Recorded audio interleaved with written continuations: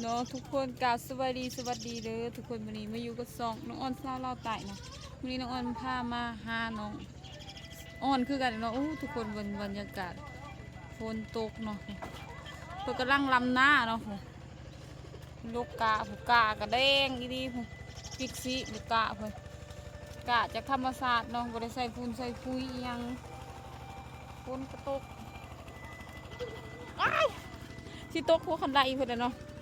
ฝนตกก็เลยแล่นมาเนาะทุกคนเบิ่งบรรยากาศเนาะนี่ทุกคนฝนตกแล้วเขาเจ้าขึ้นเนาะ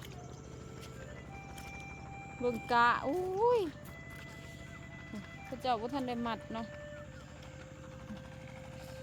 กำลังไทยหน้าเบิ่งนั่นเนาะ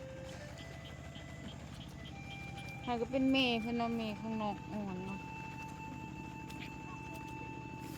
นี่ทุกคนมัดกะทุกคนมาเบิ่งตากะเพื่อนนี่เนาะตามฮิตของประเภทนี้เราเอาเลยก่อนสิดำหน้าเนาะเราต้องได้ปักกกแหกไว้อันนี้เป็นกกแหกที่เขาปักไว้เนาะลำเอามือเอาวันก่อนเนาะแล้วเขาสิดำมืออื่นมือหื้อยังก็ได้เนาะแต่ว่าต้องมีผู้ใหญ่นะต้องได้ปักกกแหกไว้ก่อนหรือว่า10 20กกสำคัญนะคนคือของประเภทนี้เล่ารุมเขาเนาะหุ่นมัดกะเขากะกระแดงเอาทุกคนเบิ่งอุ๊ตะลกยากเนาะไทยหน้าก็ลำบากเลยเนาะทุกคนบรรยากาศทุ่งไร่ทุ่งนากะเข้าก็พวกท่านได้มัดเนาะ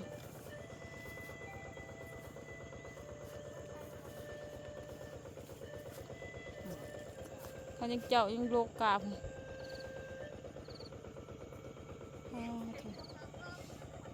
อะไรก็เป็นนองทรายเป็นไทยหน้าบรรยากาศมันไปเที่ยงหน้าเพื่อนเดี๋ยวเขาจะพาไปหาคือสาวลาวเนาะสาวลาวบรรยากาศโคตรดีเลยเนาะทุกคนผ่าลังฝนก็ยังมีแนวดีๆเนาะฝนตกเลยเนาะบดมือแต่โบแห้งเนาะตกเงี้ยทุกคนน้ำหน้าหัวเนาะแนวนี้เด้บุมีลูกเคยเนาะน้ำหน้ากับหัวถ่าลูกเคยมาตันหายอยู่เด้อสิพ่อสิได้เป็นลูกสะใภ้พังไทยน้ำเขาอยู่บ่น้องอ่อนนี่เนาะเพิ่นสิเมนอยู่เที่ยงหน้าเนาะนี่ก็เป็นครอบครัวของเพิ่นเนาะแม่เพิ่นบ่มีปลาบ่สิมีปลาจะได้พวกเอาน้ำเขาเดี๋ยวนี้เนาะ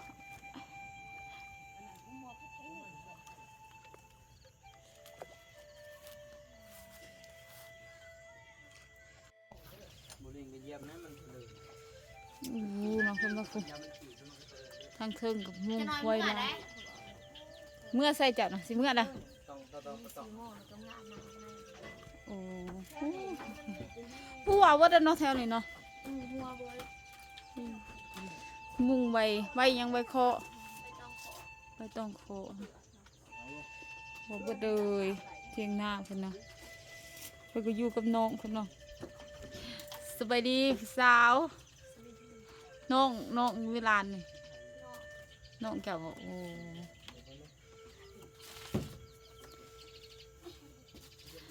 นายคือกันอยู่เนาะใหญ่เป็นสาวคือสีงามเนาะน้องแก้วนี่เนาะจักปีเดี๋ยวนี้2 ปีเนาะหนาจนมุนหมดเลยสบายดีไว้สบายดีสบายดีตาหน่วยใหญ่ๆเนาะคือกระตุนเลยเนาะงามทั้งเอื้อยทั้งน้องเลยเนาะมื้อนี้เฮาก็มาดินน้ำน้องเพิ่นเนาะอยู่เที่ยงไห้เที่ยงนาเนาะฝนตกค่ำสุดทางเนาะ อากาศดีได้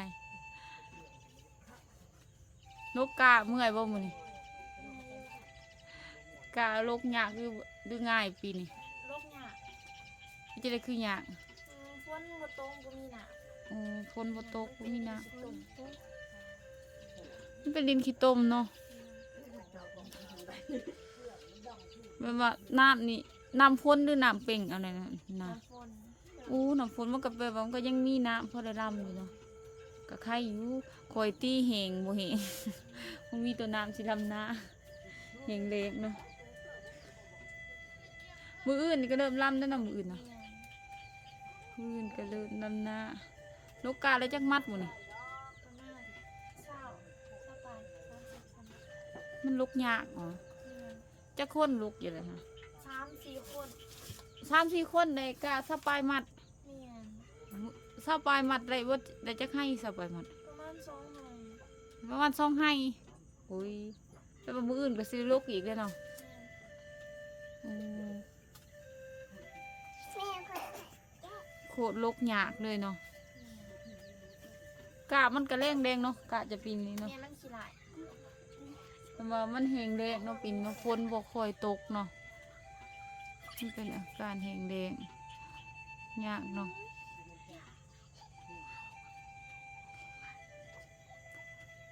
จักมุ่งจะเมือง 4โมง 4 โมงนี่ก็4 โมงแล้วจักหน่อยจะก็เมื่อที่เนาะบ่ได้ลกอยู่ว่ากะ บ่มื้อเช้าจะมาลงแม่ โอ้มื้ออื่นเช้าก็เวงกันเนาะผู้ลกผู้รับเนาะกะโคตรเหียนเลยเนาะ คอยลงเอา คอยดึงคอยลกเอาแล้วเพื่อสิได้ยากเนาะเมื่อวานเมื่อนอนวานเมื่อบดบ่ลืมว่านอนคือว่านอนนะพอจะนอนนะ ที่หน่อยเราทำมานอนหน้าคือกันเนาะ อืม ต้องเอาเครื่องมื้อนี้ โอ้แปลว่ามีแต่เจ้ากับน้องนอนวานเนาะวันนี้เนาะ บางทีเราก็ออกมานอนหน้าคือกัน อืมมันอยากเที่ยวก็นอนนำกันเนาะมันอยากไปยังมาถ้าสุว่านอนหน้าสิอาบน้ำใช่มีน้ำสางบ่ มันมีหนำมองเข้าไปเบิ่ง โอ้น้ำสางหน่อยอะเนาะก็มันแห้งยามฝนก็แห้งออกลายเนาะยามฝนมันก็แห้งออกลายกว่าเก่าซื้อจะได้แต่น้องแค่นะ สิซุป ซุปโอ้ยสาวสุกสาวหวานน้องกันสาวเซกองเอ้ยใหญ่เป็นสาว2 ปียังคือว่าคือสำเด็กหน่อย5 ปีนี่เนาะใหญ่ไว้เลยเพิ่นนี่เนาะอี ดื้อสุดยอด ใหญ่จังหน่อยก็เป็นสาวท่านเอื้อยดอกยันว่าเอื้อยเลยเป็นลูกสะใภ้ทางฝั่งไทยก่อนบ่จักเนาะ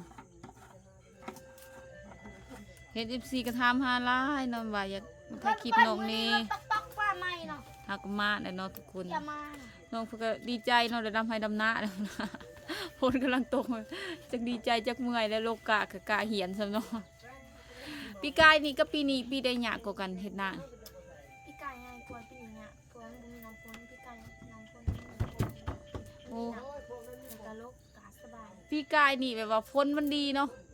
ปีนี้มันฝนบ่ค่อยดีปานใดแบบมันก็เลยเฮ็ดแล้วเฮ็ดให้เฮ็ดหน้ายากเนาะ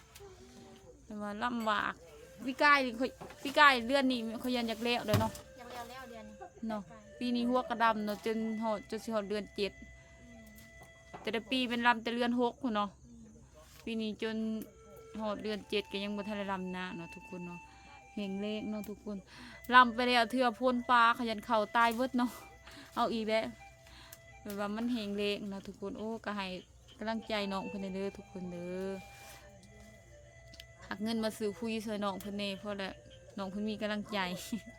ก็ได้ใส่ปุ๋ยเฮ็ดหน้านี่ก็ใส่ปุ๋ยอยู่บ่ โบธรรมศาสตร์ ธรรมศาสตร์ได้ปีหนึงจักสอบ 40 โอ้ธรรมศาสตร์ยังได้40 สอบ40 สอบก็กุ้มกินอยู่บ่น่ะบ่กุ้มเนาะคนหลายคนเนาะเคยลืมว่าครอบครัวจะมีจักคนรวมเบิด 7 คน 7 คนแม่นแล้วบ่กุ้มส่วนหลายน้องจะมีแต่ผู้ชายเนาะ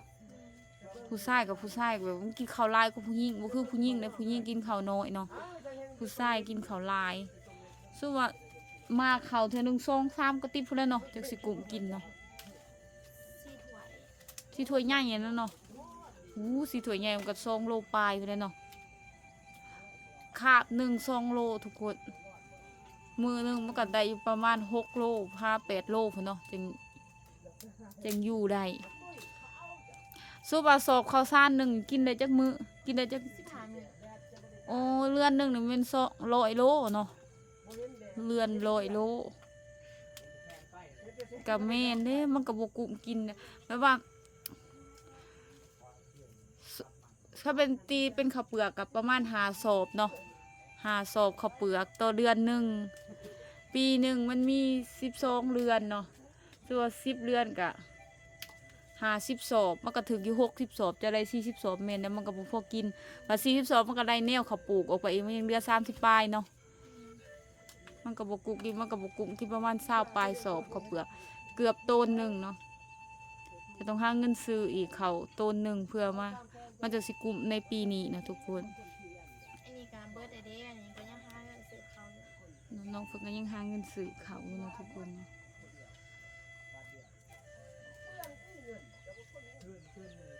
จะยังคือเงาแถวมารอบนี้บางเดียวเศร้าระบบไข่นะ ห้ากระเซ้าอันนี้เนี่ยห้ากระเซ้าประมาณคิดหนึ่ง โอ้แล้วก็เลยลงมาลำให้ลำหน้าเลยเนาะไปมือนั้นก็เลยบริถ่ายคลิปน้องเพิ่นเป็นได้ดอกน้องเพิ่นไข่เนาะก็เลยบ่ละตายก็เลยเผามาเนาะมื้อนี้เฮาก็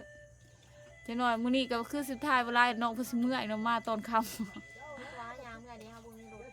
เนาะเราต้องย่างเมื่อเนาะเพื่อสิย่างเมื่อเฮาก็ค่ำมืดเปิดตา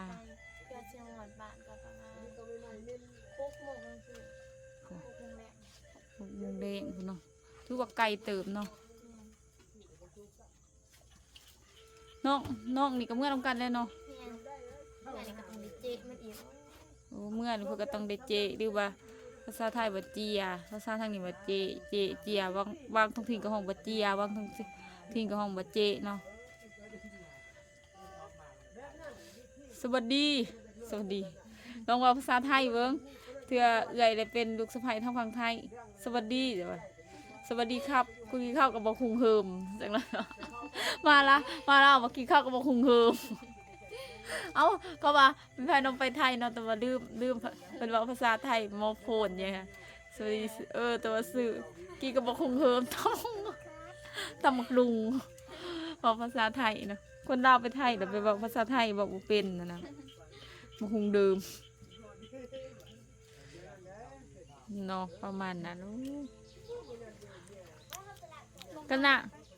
ก็จะคือกันเนาะจ้ะเนาะตาใหญ่ๆคือกันตาลำได้ก็ตาขาวทั้งเอ๋ยทั้งหนองเลยหน่วยตาบักใหญ่